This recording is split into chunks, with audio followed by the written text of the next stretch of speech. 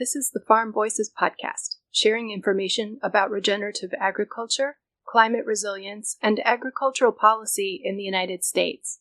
Joining us today is Julie Rawson of the Many Hands Organic Farm in Barre, Massachusetts. Hi. Hi. Thank you for sharing your time with us. You and your husband, Jack Kittredge, started this farm together, raised a family on the farm, and have been practicing organic farming for 40 years. You were both awarded the Northeast Organic Farming Association's Lifetime Achievement Award as well. Can you tell us more about how you and your husband and partner got started with organic farming? It goes back a little bit. My mother, I grew up on a conventional farm in Illinois, and my mom got really excited about organic farming back in 1970, right around the first Earth Day.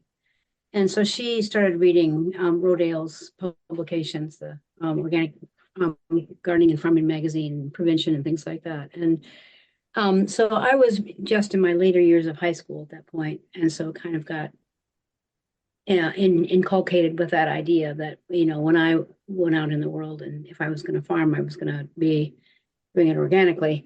As it turns out, I spent about 10 years as a community organizer in Chicago and Boston, but did have some gardens here and there. And then when I met Jack, that was 1976, and we decided to get married and have kids. And I really got very excited about farming and gardening again, kind of going back to my roots, And so eventually we decided we wanted to buy some land and raise our kids in the country.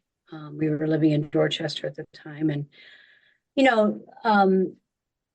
great place, but we got broken into every 6 months and all that kind of stuff. So I really felt, as I got pregnant with our first kid, I was just like, wow, I really feel these kids need to be raised on a farm.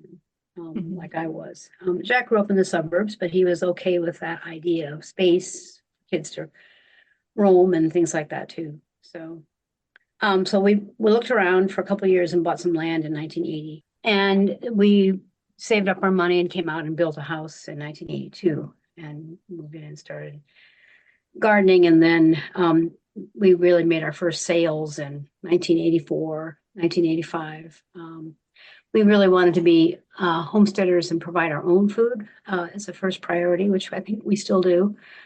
We preserve we have 8 freezers, and we, fill those up with preserved food. And so that's still a first priority, is to feed ourselves well. And I think the other thing was we wanted to raise as much as we possibly could in the true homesteader spirit of meat and animals and fruit. And this morning I was just slicing up about 2 gallons worth of shiitake mushrooms that just came in and, putting them in the food dryer. So there's always something that you can harvest and preserve and set aside so that you can really, live this kind of lifestyle.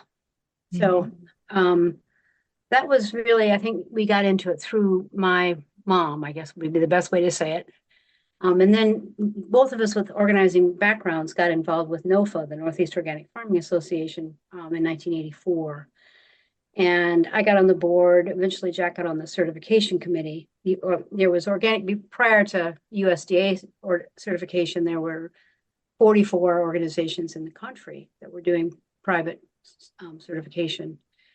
And so he was involved in that in a big way. And then he took over the Natural Farmer, which was the newspaper of NOFA for the 7-state region. It's all of New England except Maine, and also New Jersey and New York. So that's what NOFA is all about. And NOFA is still around. It was started in 1970 or so also. So I became the executive director over time. We put together the NOFA Summer Conference, a big event with over 1,000 people every year. And really about educating people, and also on advocacy stuff, on farm bill stuff, and, GMO regulations, and glyphosate, and, all these policy issues that are constantly impacting farming, and also eaters too. So, NOFA is an organization, has been an organization that really worked on both the helping people become better organic farmers, but also be good consumers and citizens of the world with respect to issues of food. So maybe that's a good start to that question. That's a great start. Thank you. How did you come up with the name of your farm, the Many Hands Organic Farm? We were sitting around, we have 4 kids, and we were sitting around the table one day and just kind of throwing out names for a farm. And again, as organizers, we've always thought about ways to utilize the talents of lots of people. That's what organizing is all about, is getting everybody together for a common cause. And so I remember someone said, well, how about many hands make light work? And then, we kind of just playing with that. And then it just came together with all 6 of us. The kids were still pretty small, they were most of them under 10 at that point. But, and we kind of envisioned at that point that the many hands would mostly be us 6.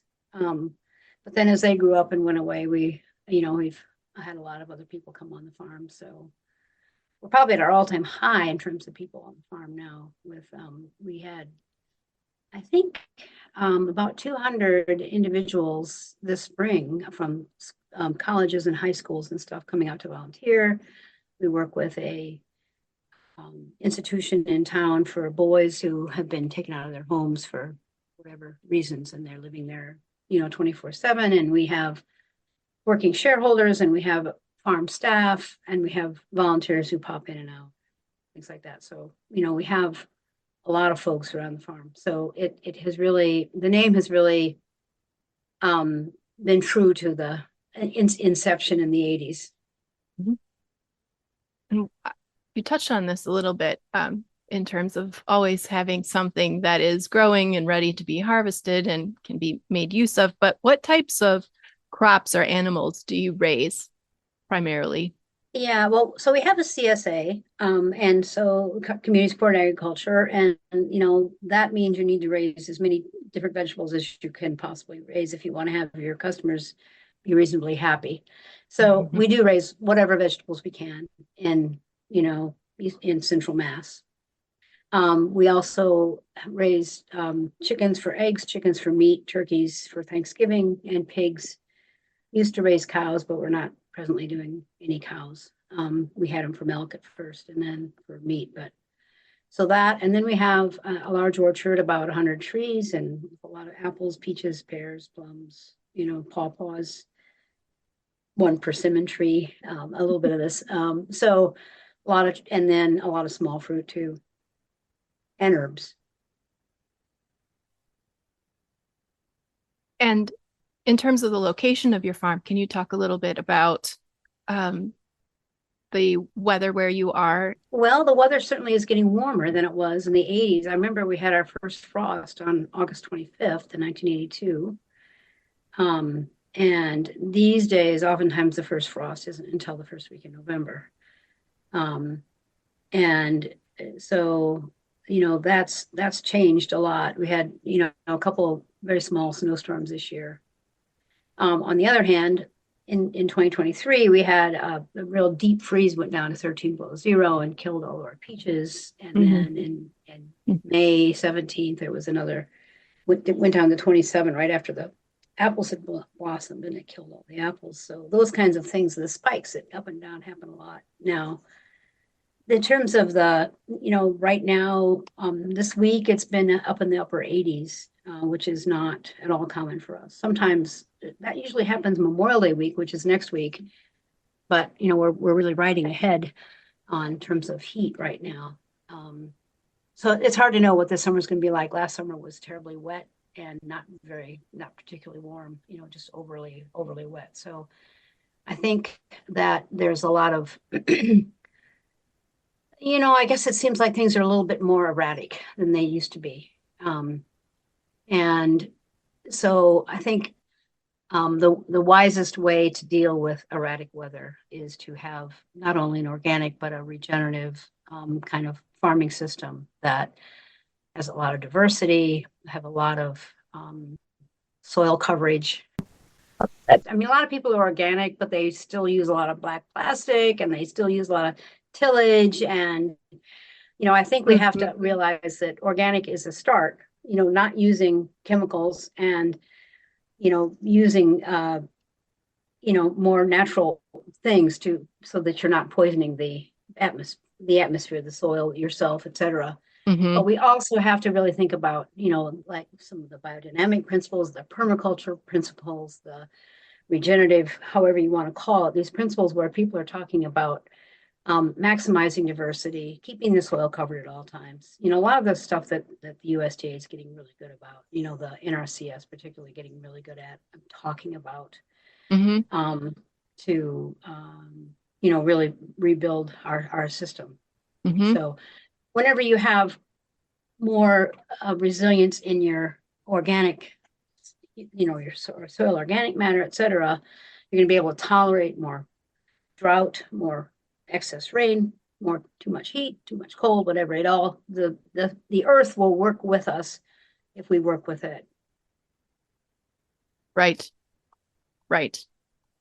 And I love that you stress the point of resilience at this time, like that diversity and the careful caretaking that allows us to get through these unusual events or more stressful weather events. Yeah, I mean, it's true for people too, I mean, it all holds true. I mean, I like to keep making that connection, the soil health, the gut health, the people health, the land health. We're beings of the earth, the people are, and we really need to just bear that in mind, and not try to look for single shot solutions to things, but really it's the diversity of how we manage our lives on a day-to-day basis that's gonna keep things in better place. How I'm going to rephrase this question, but stick more carefully to what I wrote. How do the organic farming methods on your farm work together with or rely on practices that are defined as conservation and regenerative agriculture practices? We have two terms there, and I think that it's important to stress how they work together and run in parallel, perhaps. Yeah, I'm not sure exactly what the definition of conservation agriculture is, or for that matter, what regenerative agriculture, everybody's Right. picking that up to use it too. What it means for me is that for us, that we used to be rototillers of our land. And what I would realize, we got our organic matter up to a nice 7 or 8%. I was always behind the 8 ball, so it's like every year I feel like I realized I was just catching up again. And you rototill and they have a nice fluffy soil, but then you all of a sudden have these many flush of annual weeds and, all the problems we used to have, when it was raining heavily back in 2007, 8, 9, that time period, it was really wet during that time period. We just had water running in our fields, a lot of the time. And in 2014, and I always credit Graham Sate to this. He was a SAIT. He's a GRAEME, Graham Sate. He's a biological consultant from Australia, and he came and did a talk for NOFA where we invited him, and he was there for 3 days, and he made this impassioned speech about organic farmers and climate change and how we really needed to, be on the forefront because he said the way the land is managed is going to have such an impact on how our earth can go forward. And one of the things he talked about was just no-till. And so we went home and we sold our tiller that year. And then we embarked on a lot of, a very difficult time period of trying to change over from tillage to non-tillage, and lots of grass everywhere. And, we started using cardboard and, but still that's just really hard. We only have 2 acres of vegetables, but that's a lot to put in cardboard. And, but eventually found silage tarps as a really good way, along with cover cropping, along with heavy mulching, along with, changing rotation of vegetables, et cetera. But this putting the silage tarps down in the early spring on top of cover crops or on top of last year's residues, and then pulling them back when it's time to plant, you have a nice soil is all ready for you. And as it turns out, worms like silage tarps. There often is a layer of worm castings right on the top of the soil. So it's pretty amazing. And then on top of that, before then, actually, I started using a lot of foliar sprays of nutrients, and I've been working very closely with John Kempf and the Advancing Eco Agriculture in Ohio, and they, have put together a number of really OMRI certified foliar sprays that they use seaweed, and they use a lot of micronutrients, some of the macros, and then a lot of biological stimulants of all sorts. And so we spray our crops every week with whatever is appropriate for fruit trees and flowering plants. It's like first it's the bud break and blossom, and then it's the fruit set, and then it's the maturity. So we move through the seasons of adding more of this and that and taking away this and that. Same with the vegetables, a reproductive foliar, a vegetative foliar, a root foliar, for all these plants so that they can really maximize their photosynthesis. And I think, that's what we're looking about in an organic regenerative blah, blah, blah system is that it's, that you're maximizing photosynthesis at all times, because when you do that, then the plants can bring more carbon into the system, and the microbes then have more carbon to eat and then send back the minerals that the plants need. And you just start having this really snowball effect of just incredible fertility and disease and pest resistance. They're gone, that goes away. And then you have longevity in your plants. Now we plant a crop of kale in April, and we're harvesting it until December. We don't have to have second sowings of things. Right now we planted some lettuce in our hoop house, I think around January 1st. And even though now it was 88 yesterday, and it probably was 98 or 100 and something in the hoop house yesterday, the lettuce is still holding. It's not bolting to seed so quickly, so you have these plants they're able to more appropriately reach their genetic potential. So, I find it very exciting. Yes. And then you throw in the animals, and we run the chicken tractors. We have chicken tractors for turkeys and chickens, and run them over the cropland at the end of the season. We have to keep that 120-day, no manure on the system for certification. So, but you do it in the fall, and then everything's all good for the spring. So we're just, everybody's working together.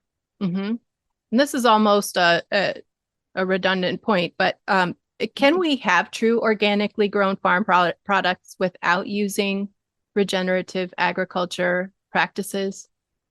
Well, I guess you can have, technically organic, according to the standards, but, the quality is not there. So I think, it's not all organic is not the same. I mean, I think that's the thing to understand. And an intelligent consumer will understand that, because the flavor is so much better, in a well-raised, people, if they don't probably know it, but they can probably tell the difference between lettuce that was raised in a soil that has 2% organic matter and one that has 12% organic matter. The flavor, the color, all that, it's all going to be much better. People don't know why that is, but, it really comes down to that. Having really rich soil system. Thank you. And what conservation or regenerative agriculture practices are central to your farming now? Again, we've touched on this, but. Yeah, well, I think the tarps are big. The foliar spraying, we do some soil amendment every year, not much. We don't need much anymore. Cover crops, rotation, and then, diversity of crops, animals and plants and fruit trees. And then, like, we plant comfrey plants underneath all of our fruit trees. And those are really good for their bioaccumulators. So they suck up a lot of stuff from the soil. But they also have several stories, and a lot of beneficial insects can live in them. And then you can cut them down and you can feed them to your chickens. And, so all these things, you just kind of really working with what's out there in nature. And you touched on your soil organic matter content during the period of time where you were using tillage. But could you share the number that you have now? It's about 10 to 12. Yeah, in our vegetable areas. It's probably higher in the orchards, because we're not, messing with things at all. You've written a book published by Chelsea Green titled Many Hands Make a Farm, 47 Years of Questioning Authority, Feeding a Community, and Building an Organic Movement. You also run the Many Hands Sustainability Center with a mission to promote methods of sustainable living, including organic agriculture, renewable energy, food preservation, homesteading skills, nutrition, and its centrality to human health. Your center works to serve the needs of all populations, including underserved groups such as former prisoners, immigrants, youth, and family farmers. How did you come to feel these topics were so important to teach? Oh, they just kind of fall in your lap. I mean, I have to say, somebody did an article on us in the Worcester Mass magazine, and a guy who was running a program with guys who were in a halfway kind of house situation. They were still on the jail grounds, but they were not yet into a halfway house situation. And he said, wow, I have these guys sitting around with nothing to do every day. Can we come out and volunteer on your farm? And so they started doing that. And for 12 years, we worked with all these guys who were coming out of jail. That same program ended up buying their own farm in Ocam next door. And they set up a farm because they really liked our idea, But, that was all of a sudden we were at what we call our ex-con period. It just, we got into it and slowly got out of it as things happened. A couple of the guys that were working for us overdosed and died while they were working here. And, just really rough times trying to help, so many people who get on the addiction thing don't make it out. And so it was very difficult emotionally, and also sometimes just to count on people to show up to work and all that kind of stuff too. Mm-hmm. But we also work with this place in town, the Stetson School, it's called, yeah. Mm-hmm. In Barre, that used to be an orphanage, and now they have kids who they're in there either for sexual or violence issues, and they become wards of the state. They come out and volunteer once a week. At various points, we're trying right now actually to hook up with some immigrant farmers because there's so many people moving into the country, but getting rides out here, most of them are more based in urban areas, and getting rides for them has been a little bit of a problem. But we also, we're one of the early ones to sign up to get people to be able to buy their CSA share with SNAP and then HIP. Mm-hmm. And we have a lot of folks in that realm. And also then there's a program in Worcester called the Worcester Community Fridges, where they put refrigerators out in the street, and then people bring in food for that. So we're this year going to do 16 of our CSA shares are going to go to that. So, we try to, because organic food has often been seen as the food of the rich people. And that's certainly, I think, with both Jack's and my background in, community organizing and working in poor people's issues, et cetera, Mm-hmm. that we don't want to just be feeding rich people, entitled people. And so we really just work try to work all these angles. Working shareholders can come and work for their food. They don't have to pay anything. And so we get a lot of people that way, get a lot of young people who are, we have a lot of people who are, what do you call them? Corporate refugees, who are just like, wow, I don't want to sit in my little wall, my four square wall, and do computer stuff all day and make lots of money. COVID was another place where a lot of people started wow, my life has got to change, and they walking to our farm during COVID. So I guess we're just open to whoever wants to come. And I think one of my talents is being particularly good at seeing what people are good at and helping them get in charge of something. Sooner rather than later, they're in charge of something here on the farm, and they can run with it. Leaves me more time to, just kind of move up a little bit. You know what I mean? Mm-hmm. Yes. How does organic growing or farming, the way you have organized it, make a positive impact on multiple aspects of society? Well, a lot of people come through here. We tracked in 2022 how many meals we served on the farm in that year, including breakfast, lunch, and supper. And individual meals, and it came up to 4,554 meals, actually. So we, and you know, I grew up in the Midwest, and so if someone comes over, you feed them. That's kind of like how it works. It's not necessarily a New England thing, but Mhm. you I'm from know, Michigan. I understand. yeah, you know, right? I mean, you know, Yeah. you go, people always come in, you just throw on an extra plate, and or you bring food out to the field or whatever you have to do. So, you know, there's that, I guess. And we just we do workshops and have put out a newsletter every week that goes out to about 1,700 people and fill it full of our opinions about things, but also as much education as we can. And I know a lot of people have told me they look for their newsletter every Monday morning at 6 because they want to be inspired, you know. Mhm. So I'm kind of a passionate person, I guess, so it comes through. But we also, you know, Jack and I often hold controversial views on things, so that stirs things up too for people. So Mhm. Shifting to the 2024 Farm Bill and the Inflation Reduction Act, do you think that the Farm Bill could be improved upon to help farmers like you who see the value and benefits of practicing organic and regenerative agriculture?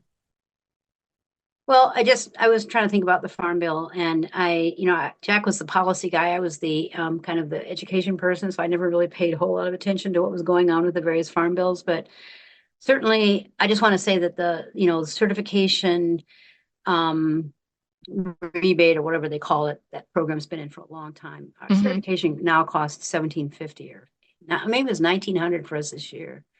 And to get 75% of that back, it would be, it's a difference between us getting certified in the future or not.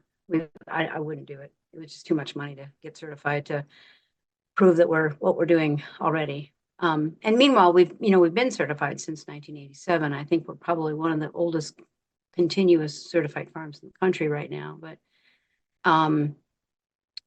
so that certification assistance has been helpful.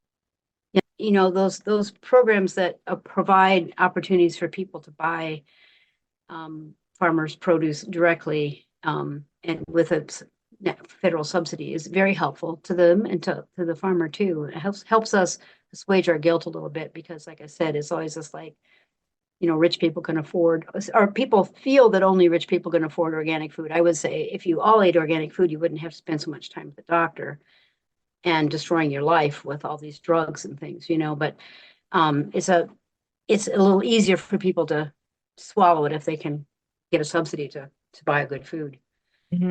So those are ways that have really helped us.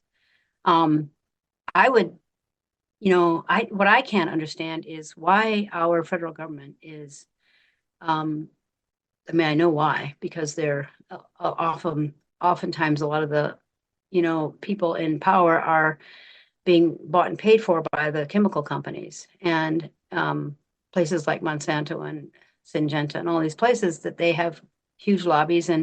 But how is it that it's okay to poison our land, our air, our people, our water with chemicals that we know are so bad for the environment and so bad for all of us? Why is that okay?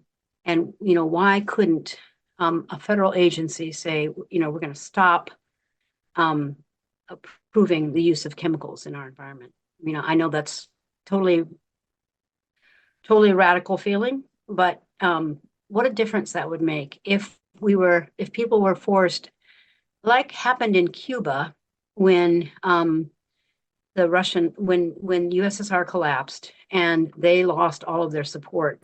Their tractors no longer had gasoline in them, and they no longer were able to use chemicals, and they became completely sustainable in Cuba. I don't know if that's the case now, probably not. But for that time period, for like 10 years or something, it was the special period they called it, and people started, you know, you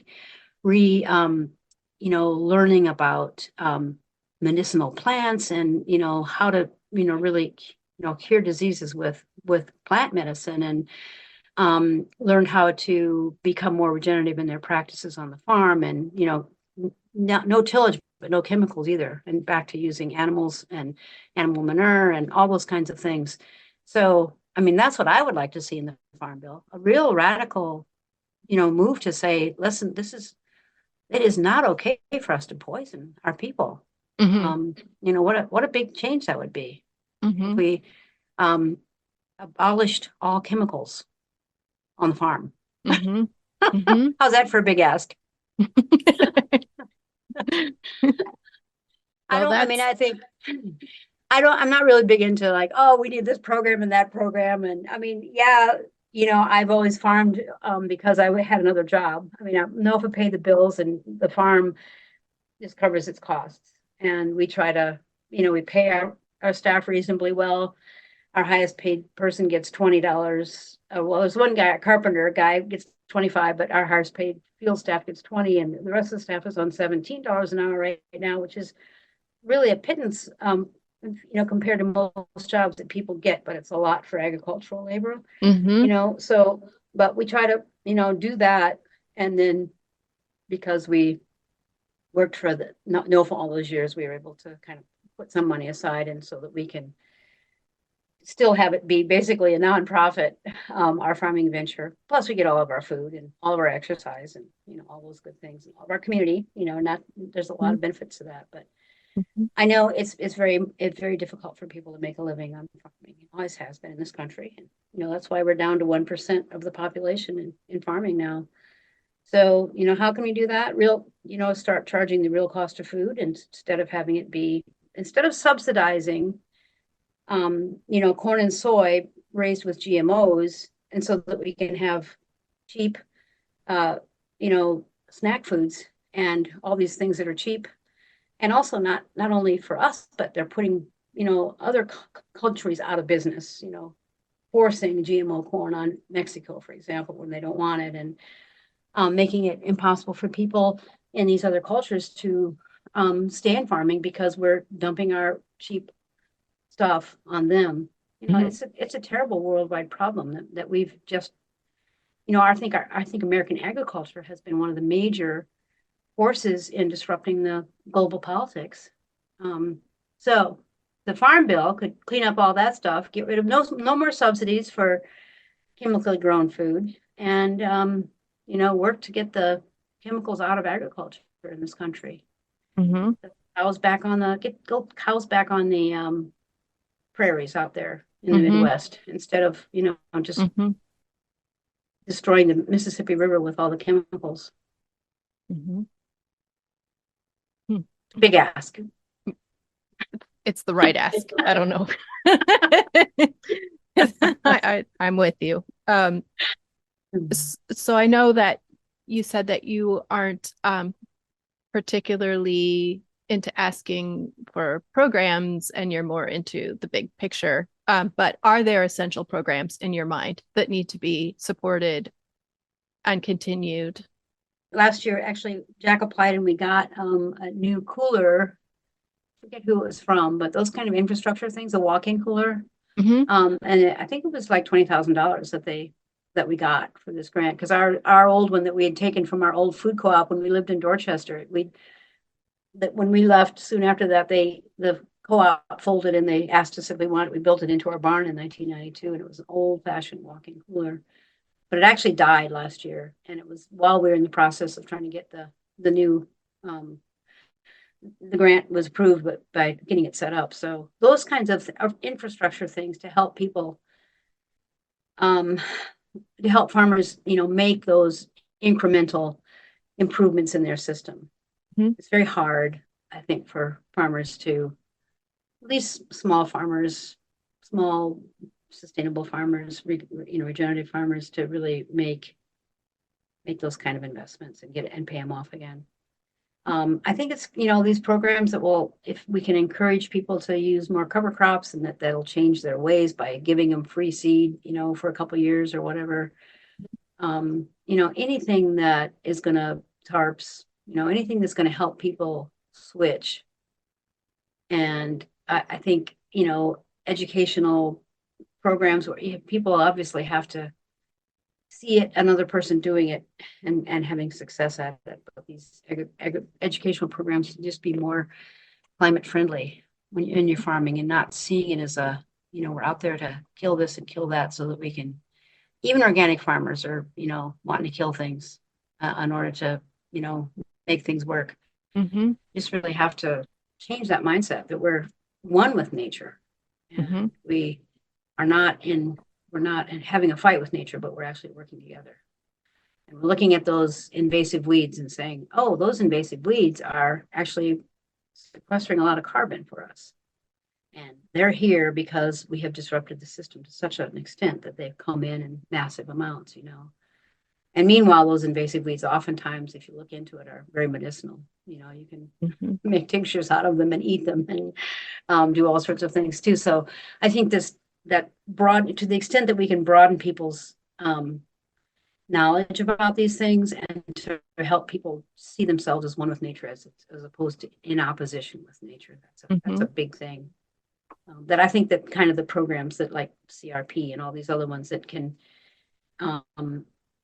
help get that across with people. Mm-hmm. So just to restate, you're talking about education, also helping people access some of the supplies necessary to test these methods, like the cover crops and using the tarps, where they're not maybe having to purchase them outright, but they have some assistance to kind of move into those techniques. Yeah, and then I think, and then infrastructure things, like for us it was a walk-in cooler, but people have a lot of different needs that can help them move to the next. Somebody is trying to change their raw milk production into a cheese production because they can make more per pound or whatever, those kinds of whatever it is. Oftentimes figuring out how to make the value-added product out of your raw thing that's not going to provide you much money.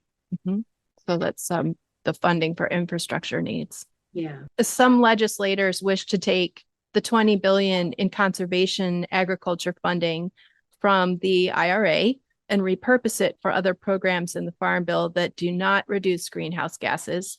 Would there be impacts, from your view, would there be impacts to small and medium farms through the repurposing of this funding? I would say I'm hoping that the people who are running these good programs have good stats on the impact that they've had.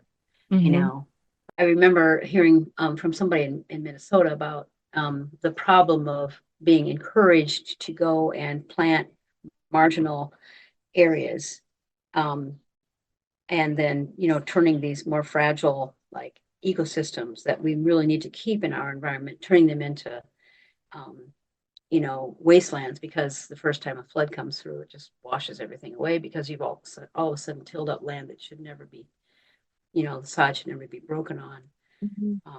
Those are the kind of things that we need to really keep an eye on, is to really protecting our rivers and our marshes and our, all of our natural habitats for all of our birds and insects. And, we need to support the return of the insects, and the return of the birds, because we can't, we can't as human beings, we'll just going to die that much faster if we kill all the other people that are out there in the environment, supporting a really vibrant, species, mix of species. So I think it was a loaded question, and I think my answer would be, of course not. Don't take it away from conservation, but fair enough. Just make sure that what you're doing is really well understood and well marketed, and that there's, I don't know how well it's being worked with, but that these things are really not loaded down with their own internal bureaucracy, which happens with any kind of large organization. There's going to be a lot of bureaucracy that's going to be wasting lots and lots of money. Thank you. So just to check in, would you like to talk about a success story or obstacle you faced? You've already discussed so many, so I'll just ask you if you have anything that you'd like to say on that topic. Yeah, I think it was a game changer for us to go to no-till, and just improve our practices that much, such that now we don't worry about excess water for the most part. We don't worry about drought for the most part. We have much less in the way of insects and disease pressure. We have higher quality, larger, for the most part, harvests of things. And it's just, it seems like, it's a really flourishing ecosystem that we have here. By really trying to pay attention to listen to what it is that nature is trying to tell us, that it's always trying to tell us something if we pay attention, and recognizing that when we have a squash vine borer problem or a potato bug or whatever the problem is, it's because of something we did to put the system out of balance, such that those insects have come in. As Arden Anderson says, they're nature's garbage collectors. When you have dead material, whether it's an animal or a plant, there are some members of our, environmental society that are responsible for cleaning up the trash. And a good thing they're there. But if they're in there eating your crops, then your crops probably are trash. And so we need to think through that and just really learn how to improve that system. And I would have to say again that one of the major things that when I've kind of turned, organic farming, you always say, I'll feed the soil. And, they'd say as an alternative that conventional farmers are feeding the plant because they're kind of like giving it an injection, and the roots don't have any kind of mycorrhizal connection because they don't need it because they're getting so much chemical fertilizer. But we aren't just feeding the soil. We're really feeding the plant so that it can work with the soil in relationship. Mm-hmm. And so whatever we can do to make sure that those plants are healthy so that they can photosynthesize enough that they can really help build all the folks that live in the soil. It's got to be a really symbiotic relationship. And the latest, greatest thing that we've done besides the tarps is the foliar feeding of, targeted mineral nutrition to really bring things into the next level, really. And, not to mention that all the animal rotation, all of it, it's all important. Mm-hmm. The animal rotation, which makes their presence and their manure a benefit to your farming and not something that needs to be scraped away and right, exactly, a menace. Yeah, that's all about proper stocking, about not getting greedy. I mean, there are various points where we got greedy and we raised too many chickens. We didn't have enough land for it. We move them around every day in a chicken tractor, but recognizing the appropriateness of your scale and staying appropriate, not getting greedy, doing what the carrying capacity of the land is able to tolerate. Mm-hmm. And again, that's that symbiotic relationship where there's giving on both sides. Right. A beautiful thought. Mm-hmm. Is there anything that you would like to see your member of Congress do to improve your operations and profitability? Well, Jim McGovern's a cool guy. I'm very happy with him. He's wonderful. I really would like him to start banning chemical agriculture. I think that should be our goal, is to ban chemical agriculture. Is there anything else you would like to tell us about your farm practices, or other topics and concerns related to regenerative agriculture? Oh, I guess the other thing that is dear to my heart, and I think it really works, is to involve as many people as you can in your farming operation. Because when people understand where their food comes from, they're going to support it coming from local farmers. And can be a real place of healing for people to be out in the sunshine, working hard, using their bodies, not having to go to the gym, but actually just, having the farm be your gym. Mm-hmm. And, it's a brilliant way to build community. And so that people really feel that they're part of something. I think, we're all meant to be on the land and at some level. And so if farmers can provide that opportunity to whoever to come and be involved on the land, I think that's a real gift that we can give. Mm-hmm. We're lucky to have the land. Mm-hmm. Thank you so much for your important work and taking the time to share all of this expertise. It's been a real honor to speak with you this morning. Well, thank you, Kevin.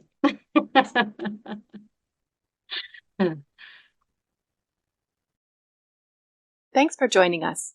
Links to the interviewed guests, farms, and topics discussed can be found in the episode notes. The Farm Voices podcast is produced by the Regenerative Agriculture Coalition, a working group of climate reality project leaders and chapter members. Please subscribe to this podcast, leave a review, and share the episode with others. It helps us raise the visibility of this important information, and we greatly appreciate your support. Join us in the next episode for more on the 2024 Farm Bill and farms and ranches practicing regenerative and conservation agriculture methods.